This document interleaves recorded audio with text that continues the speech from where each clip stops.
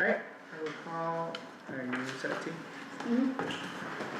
Alright, I'll call this Public Safety Committee meeting to order for Thursday, May 22nd, 2025. Clerk, please call the roll. Councilor Cormier? Present? Councilor Gardner? Present. And Councilor Brooks? Present. Open meeting recordings. Any person may make a video or audio recording when open session may transmit the meeting for any meeting subject to reasonable requirements as a chair to the member, placement, and operation of equipment used so as not to interfere with conduct of the meeting. Any person intending to make a recording shall notify the chair works with. All documents and exhibits used at reference the meeting must be submitted to the clerk as they become part of the meetings. Is anyone making a recording of this meeting? Reading the minutes of prior meetings, March 28th, 2025. I move that we dispense with the reading of the minutes and approve them as presented. Second. Motion by Councilor Brooks, second by Councilor Harden to waive the reading of the minutes and accept them as printed. All in favor? Aye. Aye. Opposed? Motion carries. Item 2, the fiscal 2026 budget meetings. What we'll do is we will go department by department and let the department heads highlight and the mayor highlight any things that we should be taking note of, and then we'll follow up with questions. So we will start with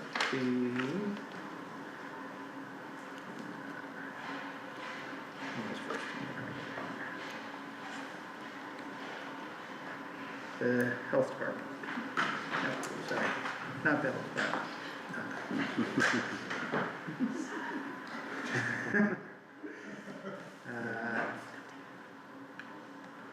Or was the health department, right? Yep. Yes, I'm sorry, health department.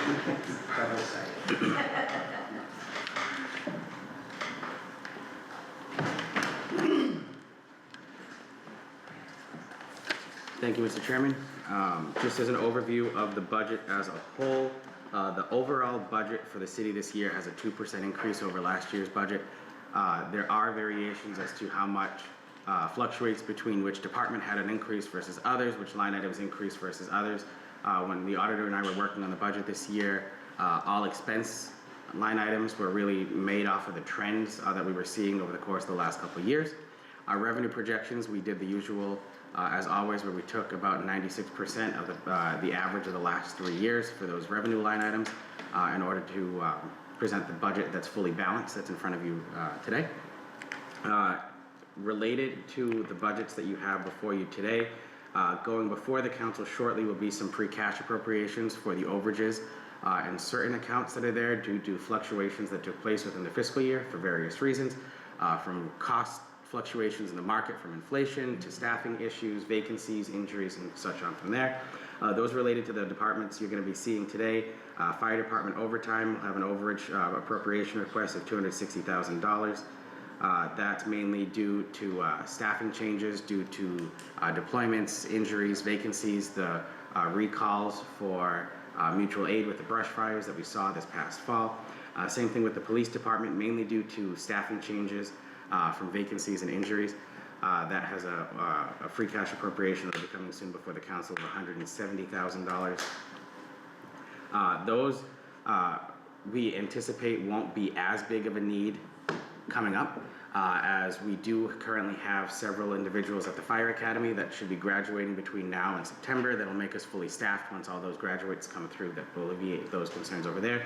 And we're in the process of hiring an additional personnel over at the police department, even though we know we have 3 upcoming retirements in the upcoming fiscal year. Those are all things that we're planning for to make sure that we can kind of lower the overtime hit that's there, but we never know what's going to happen given a year and how many mutual aid calls will happen, how many fires may happen, how many other situations may come up. But those are the overall things with the departments you're going to be seeing here. With the items related to salary and wages that are listed in your full council packet as item 11539, which is the salary ordinance for the city, you'll notice it looks different this year. Rather than the usual compensation schedule that has been submitted by administrations in the past, this year I submitted a grid scale for our non-union employees with a couple factors in mind on that matter. The first being the salary survey that the city recently undertook. The results of that salary survey said that all but 2 of our non-union positions fell within the minimum bound of the salary survey's findings. The 2 that were outside of the minimum were our Director of Veteran Services and our senior center director. We're underneath what the minimum bounds were there. So since everyone else fell within that minimum, how that grid was constructed was the current rate of pay for the FY25 salary ordinance was listed as step 1 in that grid, and the 2 positions that were under the minimum were brought up to what the minimum was in the salary survey for those positions, just for equity purposes. And then from there, it mimicked all of our other contracts for wages that we have within the city, with 4% between the steps and the year breakdown that was there too. That's meant as a incentive for longevity with the city. We've got a lot of employees who have been here for a long time, and it's something that the city has been looking at doing for a step scale for a while too, and making it so that we give our employees a reason to stay here and recognize the work and the years of service that they've had for the city, and also make it so that there's room for growth and room for a visual long-term path for them moving forward. So that's why that was submitted there for you, and those salary compensation numbers that you see in the item number 11539 are reflected in the budgets that you have before you today for the departments. But that's the brief Cliff Notes overview of the budget, and I'm happy to go into the different lines with the directors as they come forward. Good, thank you. All right. So for our budget, the biggest part is always the trash collection and disposal for the city. That our contract currently has a 3% increase built into the contract. There's also been an increase in the per ton household usage. So the amount of trash Gardner residents have been throwing away has been increasing by a good percentage, as well as recycling. And those 2 kind of are the amounts that will fluctuate and are a little harder to predict, but they've been steadily increasing. So I did ask for increases there. And recycling also is a market rate, so that fluctuates depending on how much it costs or how much they get for certain commodities. The other big part of our budget is the environmental monitoring at the landfill. I just got the contracts proposals for that, and it's about a 5% increase from last year, which also increased about 5% the year before, so I tried to reflect that in my request.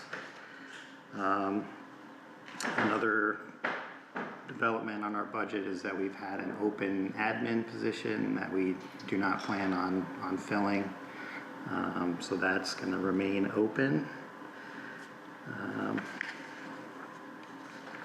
And everything else is pretty much just trying to stay in line with what we requested for last year.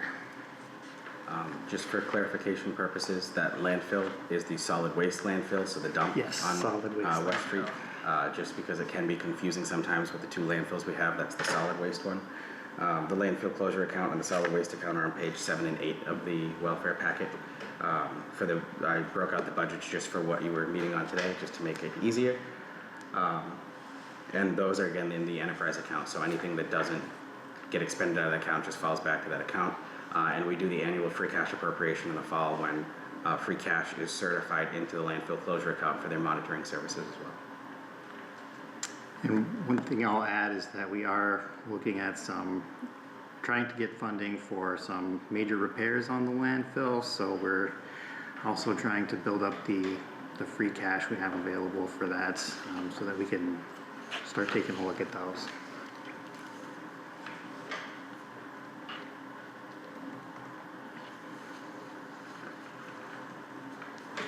Questions, councilors? Yes, I do. So just, Mayor, I think you clarified this, the sludge landfill has nothing to do with the solid waste, I understand that. Correct. And Board of Health does not deal with the sludge landfill? Correct. Okay. On a solid waste landfill, we've been monitoring it and so on. Do we have potential issues coming up with it in terms of leakage or repairs or anything like that? I think that was the one I noticed, there were a couple of pumps that need to be replaced. So there's a system that collects what's called the leachate from the landfill, and there's 6 pumps that are pumping that out to the sewer collection station, sewer pumping station. Okay. And those pumps are at the end of their life. They've been in there about 20 years, so that is our number one priority, would be to get those pumps replaced. So we got an estimate for that done in 2023, I believe, 2022, and it was for $145,000. I'm in the process right now of getting a new estimate done to see exactly how much we're gonna need for that. And if we're pumping out the leachate, then that means the leachate's not getting into the ground and groundwater and all that stuff, correct? Correct, and our environmental monitoring has shown that all of the levels have remained stable, so it doesn't indicate that anything is leaching out or causing any issues. We do also have some erosion happening on the cap of the landfill, so that is another project that we definitely need to take a look at as well. Okay. And those are all Is there things. enough room for a racetrack up there? That would make for an interesting racetrack. Yeah. All right. A little And- further down Route 2. Yeah. Okay, and then in your discussion on your budget, you talked about private properties that you sometimes have to go onto to clean up or deal with in some fashion. As we spend money on those properties, do we lien the properties for those Yes, costs? we do. Okay. And I'm really hesitant to utilize those services until it becomes kind of an extreme issue. Right. And we can't, like the owner's not able to track them down, or it's unclear who owns it anymore. Those kind of situations are what I reserve that for, but we do lien the property for those amounts. And that's good, because that liens it, so then it goes on, eventually goes on to the property taxes and allows the city to foreclose if we need to foreclose on it. So that's a good way to do it. All right, thank you. How's that? No questions, thank you. Thank you. You've mentioned that the tonnage has increased. Is that just bin waste, or is that include transfer station waste? That is the curbside collection tonnage that's increased. The transfer station has remained relatively the same. We have added a little services. I know there was a Christmas light collection box that we've added. Yep. There's certain things under the state sustainable materials program. There's another acronym there's another letter in the acronym that if we add certain services, including just one box, we get additional funding from the Commonwealth to assist with the operations of the transfer station. That's one thing that Director Blondo's been really making a concerted effort on too, and I just wanted to point that out and give him some kudos for that too, because he's helping bring money to the city too.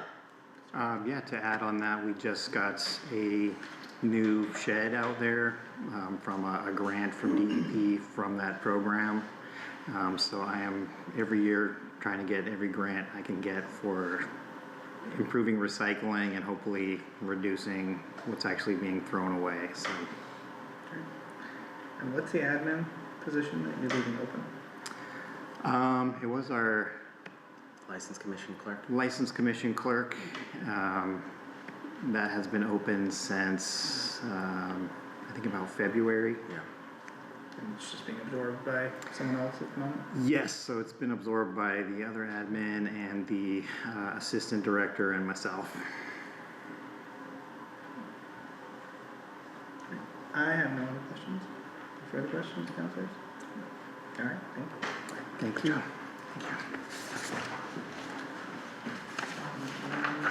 On to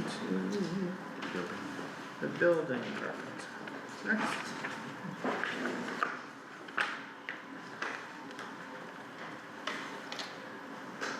Building, yes, sorry.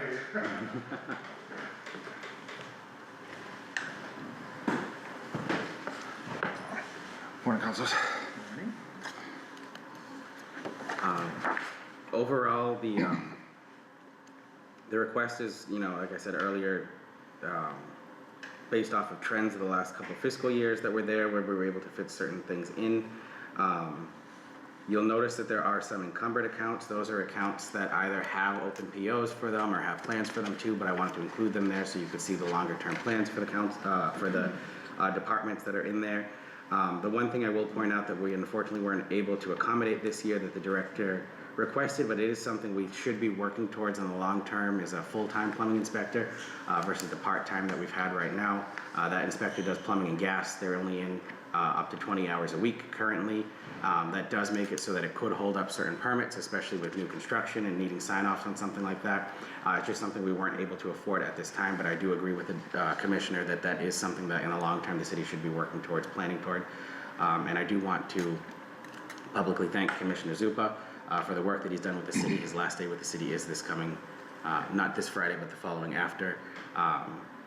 And he's done a lot of great work with the city, so I do want to just get the opportunity to thank him while I have him here too. Thank you. Thank you, Mr. Mayor. I'll touch on the encumbered accounts. As the mayor stated, the encumbered accounts generally have POs attached to them.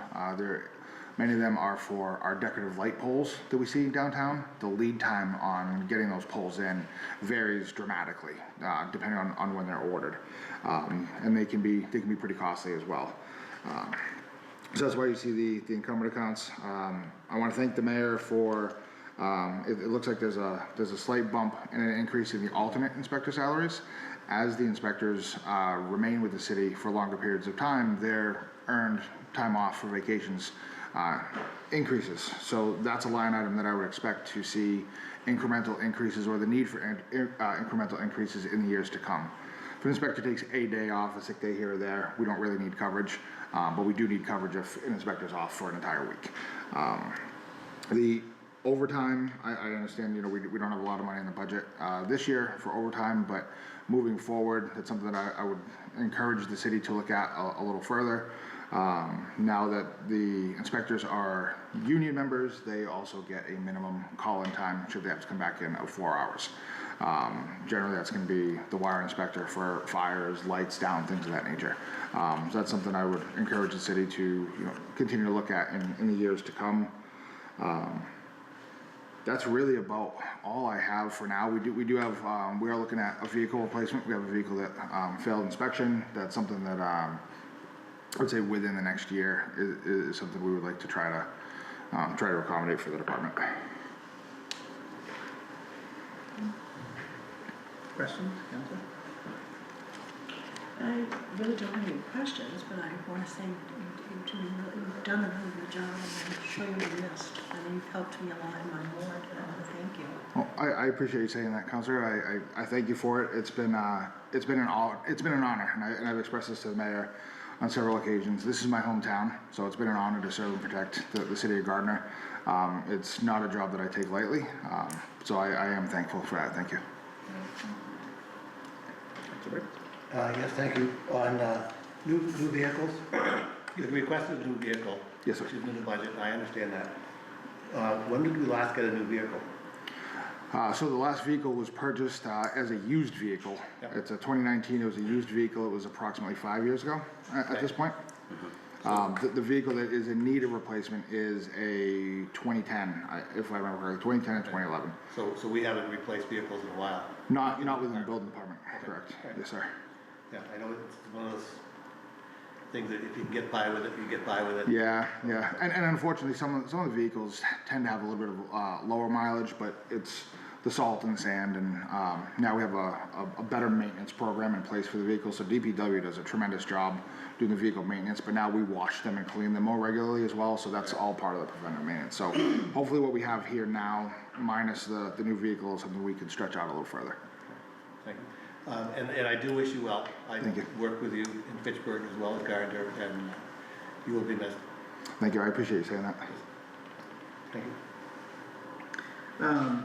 Part-time, full-time for the plumbing inspector, do we feel, or have we had complaints that permits are not being issued on a timely basis because of understaffing, or because there are so many projects going on at the moment? More just because there's so many projects that are going on and that we see in the pipeline, more just future planning wise. We haven't really received too many complaints on, fallbacks on timelines and everything like that, but it's one of those, it could happen with the amount of projects that we see happening moving forward.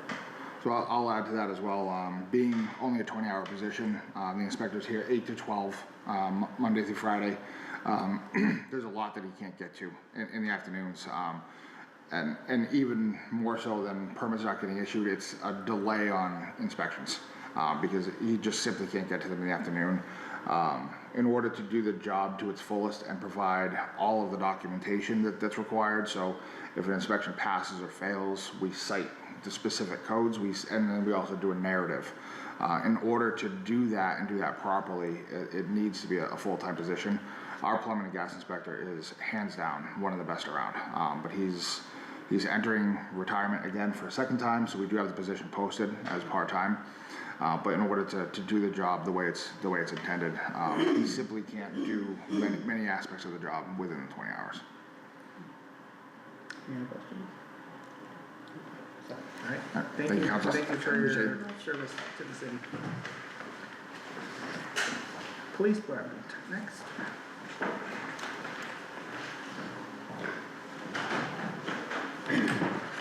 Good morning. Morning. I'll just add that behind the school department, the police chief is the department head who oversees the next biggest budget amount for the city, overseeing police, animal control, dispatch, civil defense, which is emergency management in the budget, and the animal shelter. That's a couple $1 million of the full budget that's there, so not quite. The school department's $37 million, but pretty big after that too. So there's a lot that you'll see here. A lot of it's just the trends that we saw there too. I mentioned earlier that we do have a couple of new hires in the pipeline for the new fiscal year. Some of it was pre-planning for some of the positions we knew that were going to be vacant. Some of it is filling the vacancies that we already had. So I'll let the chief get into the specifics if you have any questions further than that. Morning, thank you. The majority of the increases you'll see are salary line items with, obviously going along with collective bargaining agreements. The majority of the service accounts, maintenance accounts, things like that have been actually reduced. Obviously the biggest issue currently for me is overtime and backfilling, but that is relative to the number of officers I have out and the vacant positions open as well, to try to keep staffing levels at a safe level. I'll be happy to take any questions, but it's, again, fairly, the majority of the increases are under salary line items, which are obviously tied to collective bargaining. We have done a lot of capital work with the police department in recent years through various different grant forms and different financing stuff. We did the radios and the firearms through free cash appropriations a couple years ago. The drone was purchased through a grant. Actually, it was purchased through some of the cash we had left over. Oh, great. Yeah. Okay. And one of the things that we do is a vehicle rotation for the police department. We normally try to do 3 cruisers a year. Those are normally done out of free cash appropriations. The goal is to eventually build those into the budget, as that is a reoccurring schedule that we have to make sure that the fleet stays at its useful life. Once we can build up a little further, we'll hopefully be able to add that in. There's a lot of things that are reoccurring that we've carried as a capital cost out of our free cash that out of just an abundance of caution I didn't put into the budget this year, mainly just because of the fluctuations in the economy, fluctuations in price trends and things like that. I want to make sure that the budget stayed the way it was, so we were a little more conservative this side on our revenue projections, but that is something that we're going to be looking at moving forward in our long-term plans. And just one piece with regard to cruisers, the deputy chief met and the auditor met with a company regarding leasing vehicles. So we're looking at different options to try to reduce costs for vehicles. Maintenance costs for vehicles are through the roof. You can pretty much guarantee parts go up somewhere between 5 and 15% per year. These vehicles are all computerized now, so anytime we have an issue with them, they require to go back to the dealership to be, reprogrammed on the computer, things like that. So we're looking at different avenues for cost savings, but it's still fairly preliminary as well. Questions? I guess it's not a question so much as some comments. It was interesting to be reading, you're right up on the budget, and going back to 2003 when we had the layoffs, and I was part of that. That was how the city managed to survive, and in the course of that, we also restructured some things, budgetary-wise, so that we could afford to buy 3 cruisers a year and do some things. I was a little surprised that we hadn't increased the staffing. I think looking ahead, one of the things I see in the early 2030s, we pay off the pension liability, and so there will be room to start looking at things, and it'll be very. I'll get on my soapbox and just say it's important that we not just fritter that money away, that it be used in smart ways. One of which I think is with the police department and the fire department, and say, okay, do we bump up the staffing some, because we can now afford to do that, and we can do some things with vehicles, and do some things with fixed assets that need to get done. I want to make sure that we're not just suddenly saying, woohoo, we've got millions of dollars and let's give everybody a raise. It'll be important. So I saw this and I like the idea that it's kind of laying the groundwork to say, okay, here's where we should be, here's where we are. It'd be nice to get there. And in my head, I'm saying, okay, so how do you get there? How do we start doing it?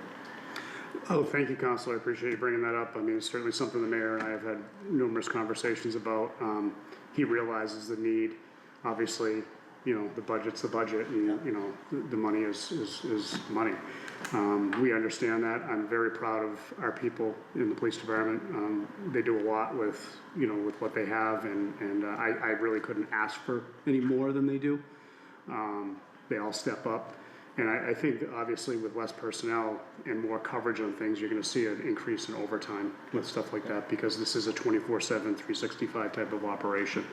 I get calls, the deputy chief gets calls at 2 or 3 in the morning or 4 in the morning when things happen, or on a Saturday night or whatnot, and that requires coverage, so.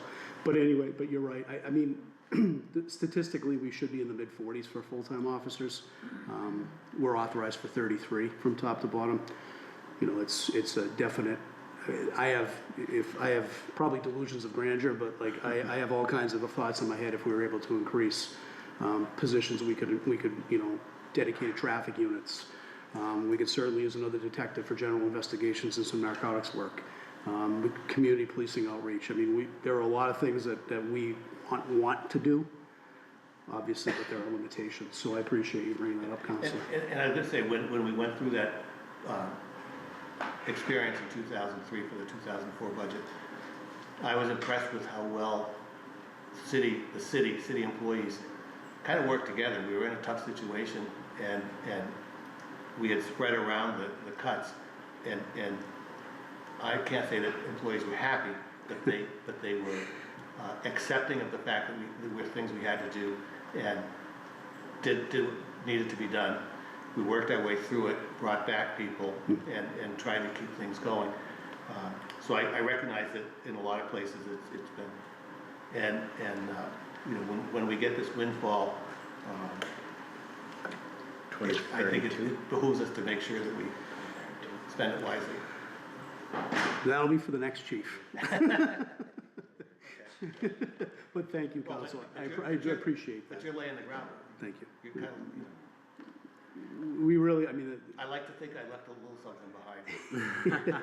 so I was here in 2003, obviously, when those layoffs, as I was a patrol officer then, and I will tell you that it was a miserable experience. I understood the city needed to do what they needed to do, but coming from the line, like the people working on the line, that was where I was at the time, and we were minimum staffed every single shift. Anybody used time off, it required you to backfill with overtime, and usually the junior people were getting forced. And now it may sound great, like you're making all kinds of money with overtime, but it was pretty miserable experience, because you would come in at work and you didn't know if you were going home in 8 hours or you're going home in 16 hours. So, but if we can get, I think if we can make this a goal and start to, incrementally move forward to get to these position numbers, I think we could do a lot of real good groundwork here with that.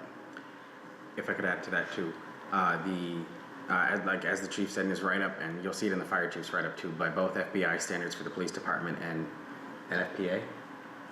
Thank you. Standards for the police department, our staffing levels are down on both of those based on the population that we have, and those staffing standards are set by these national accrediting organizations based off of the population of the community. There are federal grants out there for both police staffing for additional staff and fire department staffing for additional staff. The reason why the city has not gone after those at this time yet is because the scale for those grants for those positions is that it'll cover 100% of the position the first year, 75% the next year, 50%, 25%, and then nothing after that. But if after the 5 years, for a certain number of years, those positions then get cut, you owe 100% of that grant funding that paid for that police officer or firefighter back to the federal government after that. And where we don't have that sustainable outlook yet until 2032, when the pension liability is paid off at that point per our schedule, where we budget, I want to say it's around $6 or $7 million a year in our pension payments right now. That just isn't sustainable for us to look at right now, where we don't know what would happen after that 5-year period is done. So that's why that's not something that we've taken a look at or advantage of right now, just to be financially responsible for the city. But that doesn't mean in the future later on, as we're building up towards that long-term planning, that we're looking at meeting those staffing levels for certain departments in those responsible ways like Councilor Brooks just said. Right, I think in looking at the numbers on the pension, we're still 2 or 3 years away from where we need to start serious planning at. Yeah. But it's close enough to where say, okay, what are the things we can do? How do we start doing this? And I'm going to throw out there the one question is with the school department, and do they get a cut of it? And I know they're going to say, well, we should get half of it. And I'm saying, well, the city, the non-school departments have been carrying a heavy load for a long time, with the schools at least guaranteed a minimum funding. So we'll see. But that's the mayor's call. That's not mine. What's that? Yes, it's more of a, just a statement here on the energy and utilities.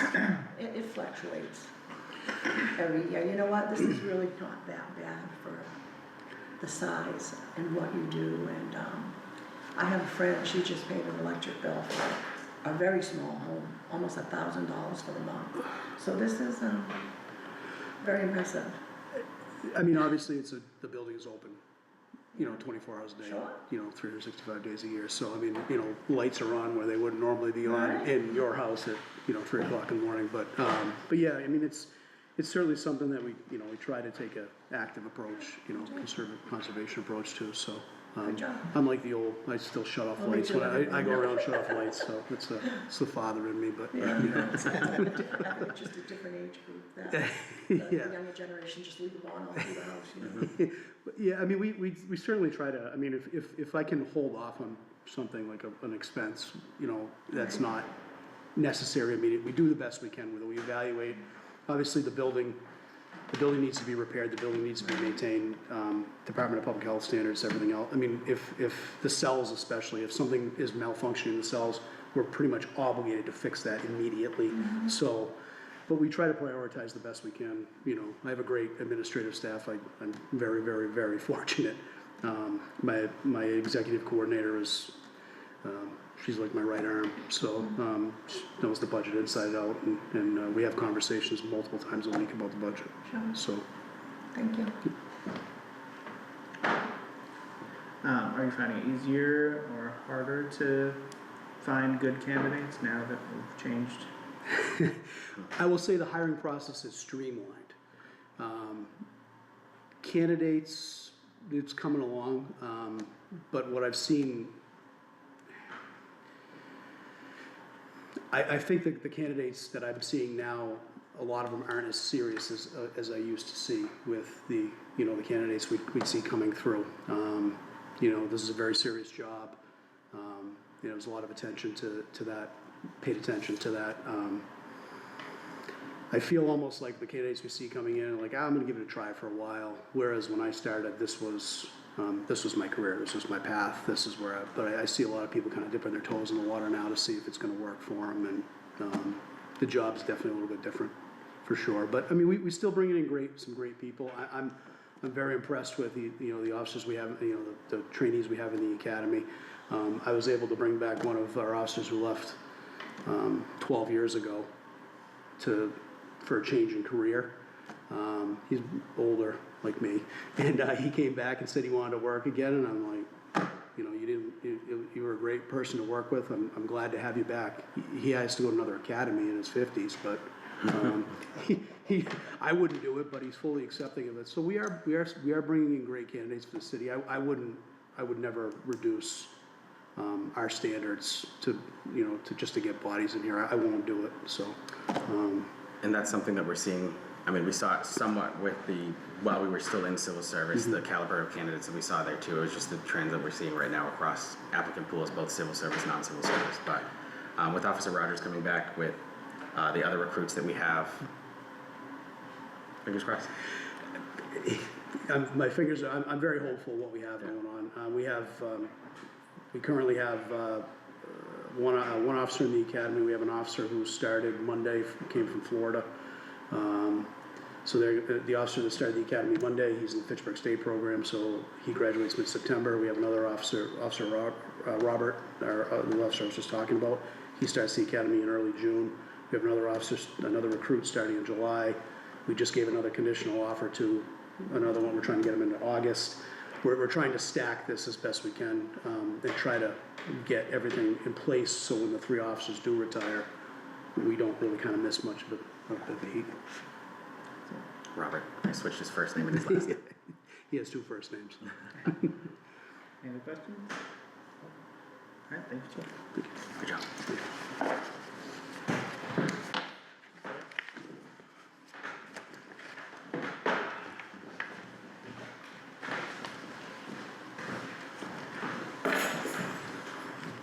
Morning, councilors. Pretty similar to everything I've said for the other departments. The compensation line items here are either part of that non-union step scale that I put forward. The other ones are union employees. Everyone besides the chief that works for the fire department are union employees, so the wages are all based off of their respective union contracts. And everything else is based off of the trends that we've seen over the last several years for both the fire department and the ambulance department budgets that are there. We did order the new ambulance rescue truck engine. The engine has arrived and the ambulance has arrived.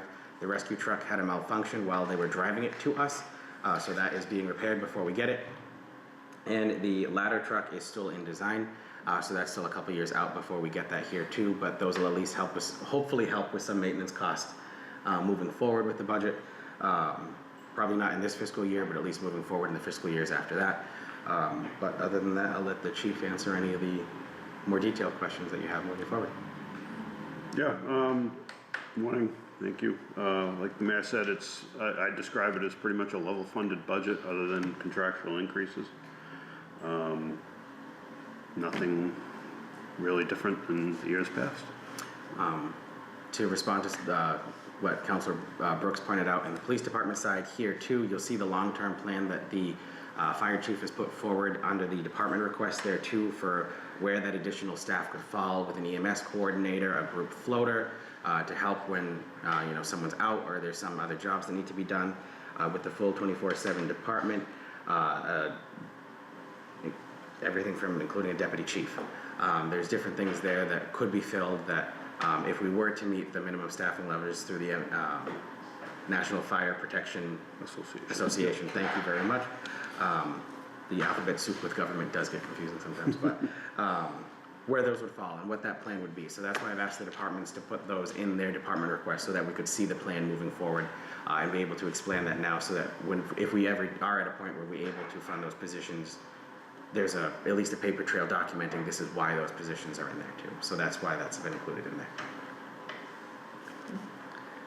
Questions, Councilor? Nothing. Okay.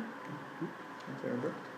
So, the ladder truck, do we expect to get it before or after Air Force One is delivered?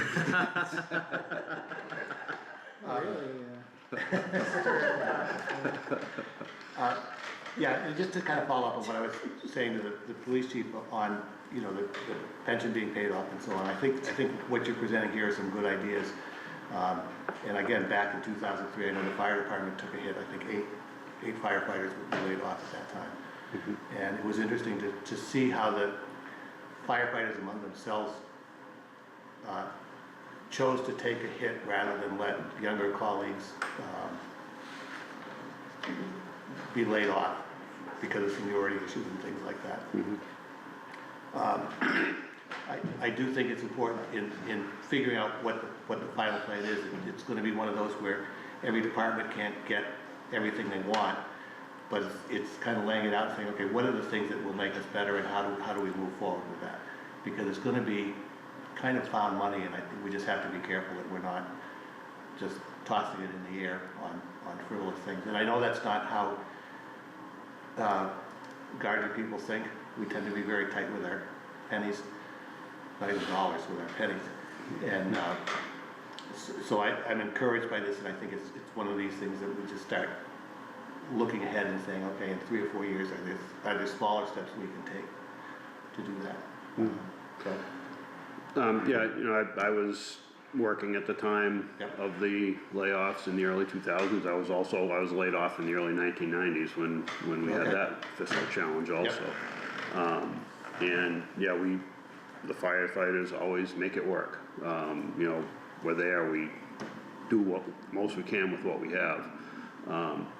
You know, one benefit that the fire department experienced was we were able to restore positions with the support of the mayor and the council to establish the ambulance service, Yes.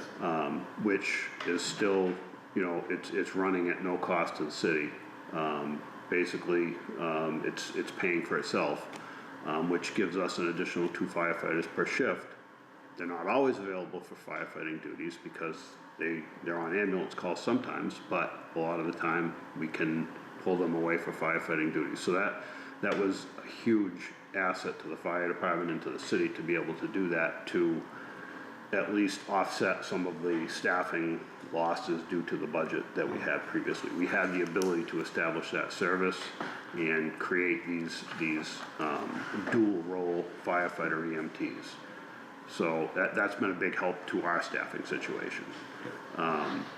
So NFPA, the National Fire Protection Association, they have staffing standards which are difficult to meet in any budget. There are few cities and towns that meet those staffing recommendations. It's tough to meet. Readiness, staffing, you know, we refer to it as readiness, is expensive, and we understand, you know, the budget, like the police chief said, the budget is the budget. There's only so many needs that can be fulfilled. So working towards that is always a goal, and we do what we can to meet that. Okay, thank you. What's that? Alright. I have no other questions. I appreciate your time. Okay, excellent, thank you. Thank you.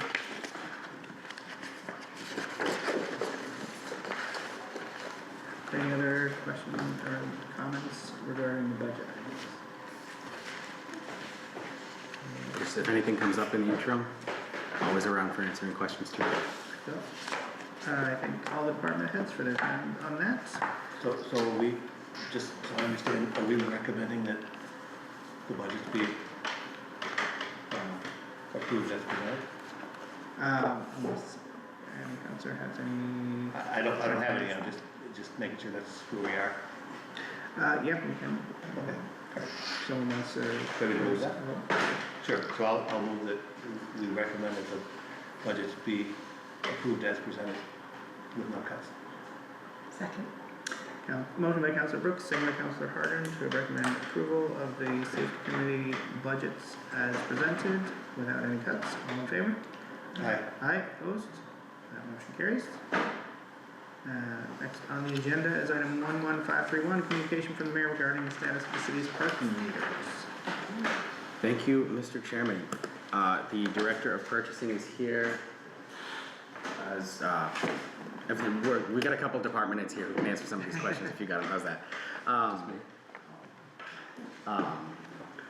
The parking meters are fully active now. There are a couple that need some parts to bring them back up. Those have been bagged. Those are mainly in front of the police station. Director Cormier has been taking point on the installation of those. we had a change in the parking meter maintenance staff. That was really one of the reasons for the delays in installing the new meters that were there.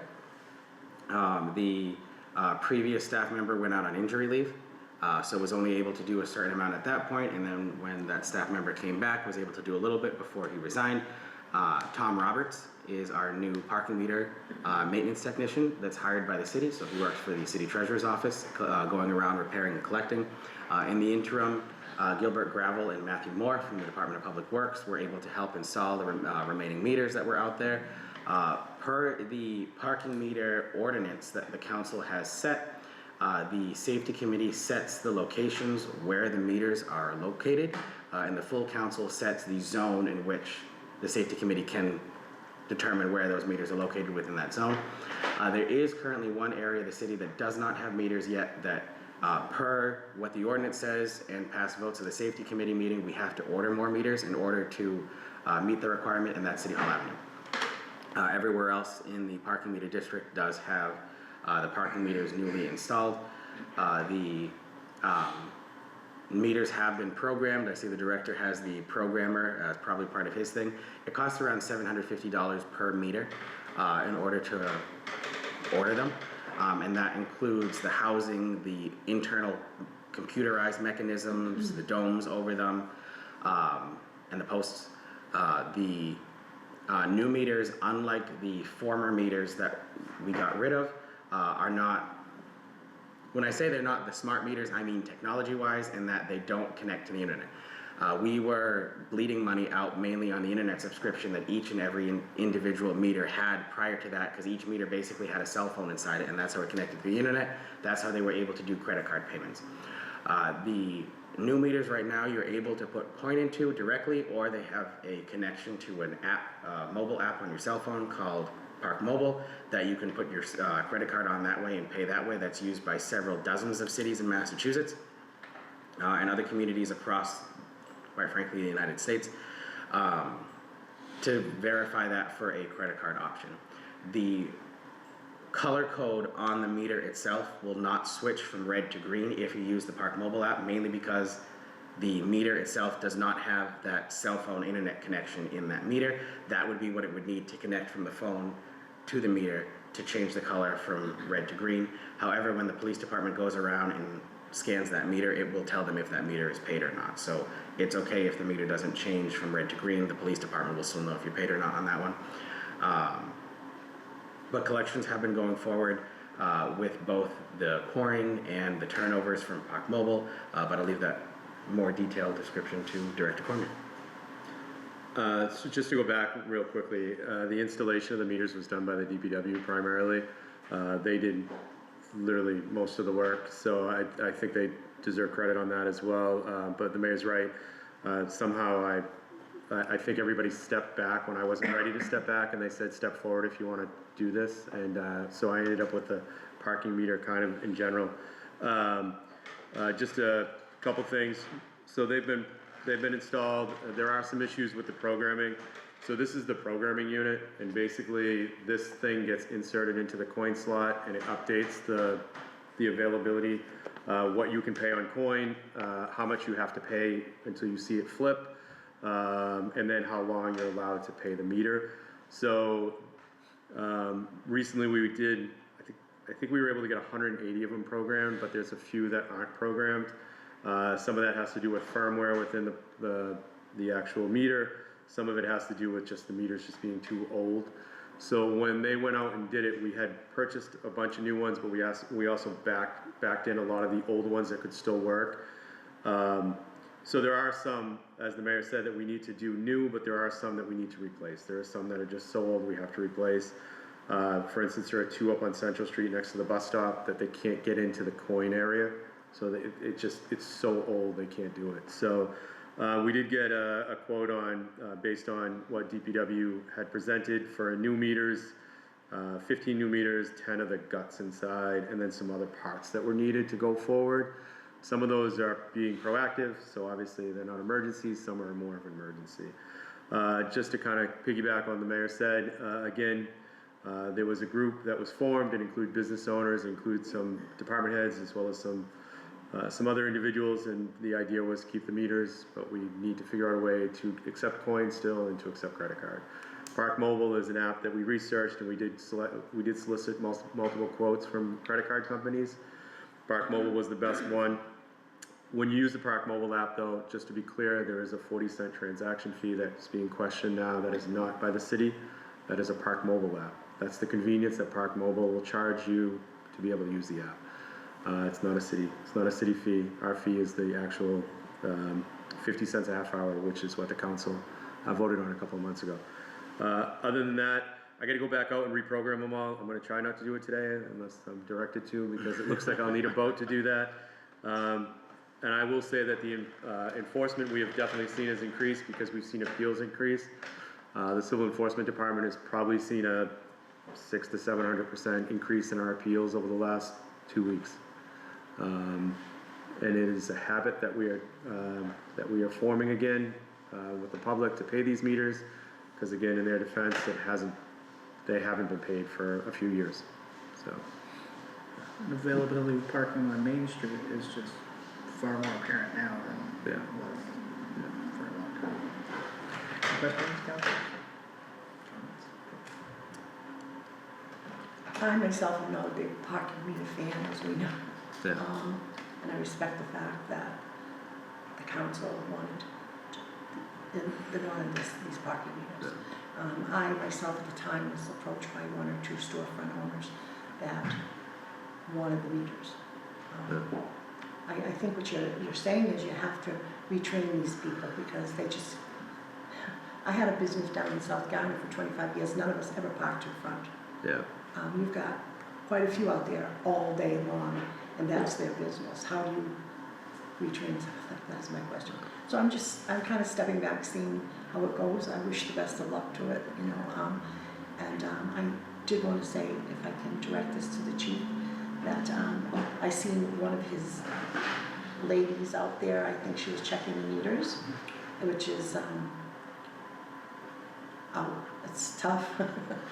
But I don't know if you wanted to speak on it or answer that, or if you can at this time. So enforcement, just so we're, as soon as we got the word for enforcement was gonna be, we directed the officers out there. Just for example, I believe the first day was at 61 tickets. Yep. 61 tickets the first day. So, it is correct, we do have to retrain. It's been, 4 years or so. I did walk the beat downtown, right prior to tickets, when we used to have a walking beat. It's just one of those things, and I understand both sides of the coin.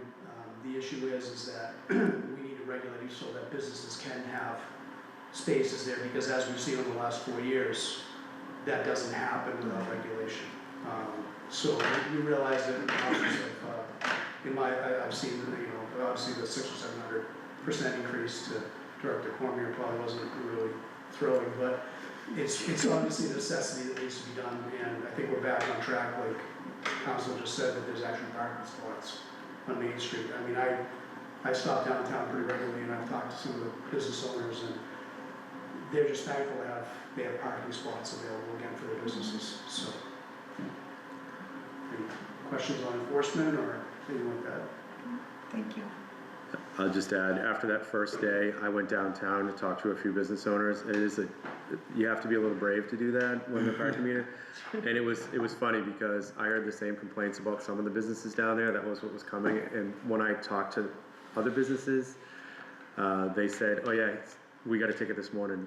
Oh yeah, this person got a ticket this morning. So like, a lot of the businesses were doing it, and as the chief says, I mean, in 2020, when COVID shut it down, we didn't have anybody parking downtown, so the meters, and then in 2021, we kind of gave a grace, and then in 2022, they started to die.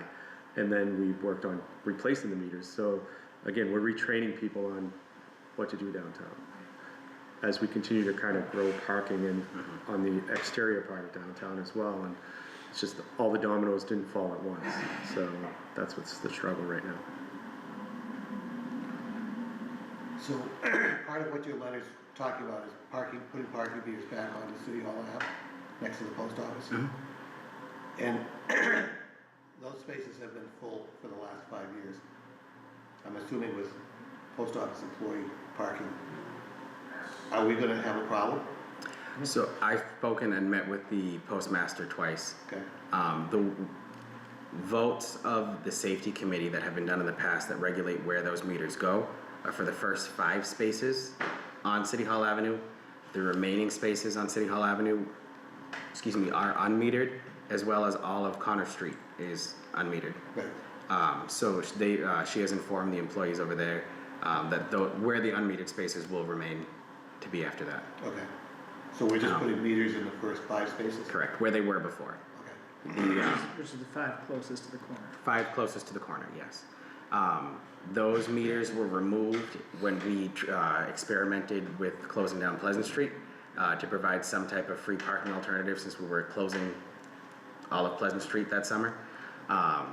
And the vote that was taken at the time by the safety committee was just to remove them for that period of the summer themselves.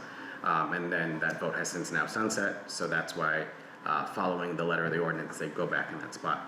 But that's just for those first 5 spots closest to Pleasant Street. Okay. I almost want to say that there were poles put in further down, but maybe I'm There not- were, but there were some taken out. Okay, Yep, okay. Thank you. you're welcome. Any questions? I'll second. That was the confusion of 5 poles versus 5 spots, because the poles cover 2 spots. Yes, okay. Next item on the agenda is item 11535, application for license collector deal on secondhand articles, Gardner coins and cards, 18 Parker Street. Good morning. The police department has no issues or concerns with this particular application. They're on their taxes as well. Long-standing business. Any questions, comments? Motion? Yeah, I'll make a motion to send it to the council as a whole as presented for approval. Second. A motion by Councilor Harden, second by Councilor Brooks to recommend approval to the full council. All in favor? Aye. Aye, opposed, motion carries. Item 11536, application for license collector deal in secondhand articles, Hopeful Boutique, 29 Pleasant Street. Again, police department has no issues or concerns with this license. Same, they're good standing, the taxes. Questions, comments? Motion? Yeah, I'll make a motion to present this to the council for approval. Second. Motion by Councilor Harden, second by Councilor Brooks to recommend approval to the full council. All in favor? Aye. Aye, opposed, motion carries. Any councilor questions, comments, concerns? No, I just want to thank all of you department heads and Mr. Mayor. It's not easy out there. Thank you all very much. Alright, motion to adjourn? Move to adjourn? A second. Motion by Councilor Brooks, second by Councilor Harden to adjourn. All in favor? Aye. Aye, opposed, motion carries. Thank you, everyone. Good job.